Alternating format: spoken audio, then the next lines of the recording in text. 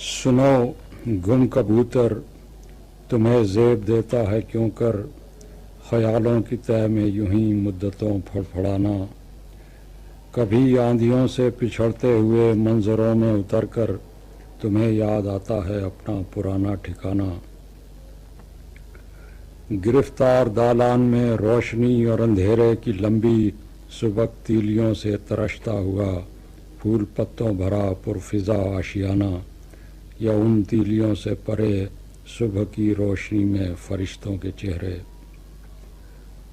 وہ کچے پھلوں جیسے جسموں کا لمس اور خوشبو کہ جن کی بدولت اسیری بھی تھی ایک فسانہ۔ وہ مخمور حیران آنکھوں سے دو چار آنکھیں، یا جیسے جچیں آئینے آئینوں سے یا کرنوں سے کرنیں۔ وہ آنکھیں کہ جیسے کوئی بے کراں وسعتوں میں بہت ہی بلندی پہ اڑتے ہوئے بے خیالی میں دیکھے سمندر، پہاڑ اور پنجوں میں اٹکے ہوئے چند تنکے۔ وہ ہمت کے جس کے لیے ہیج ہر فاصلہ اور زمانہ۔ ان آنکھوں میں پھرتا ہے اب تک وہ منظر پرانا، کسی اجلے کاغذ کی مانند جب تم ہوئے تھے سفر پر روانہ۔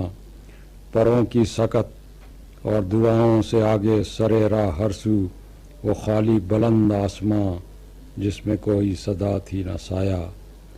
جواب آئے یا نہ بھی آئے مگر اب نہ ٹوٹے امید، انتظار اور دلاسے کا یہ تانا بانا۔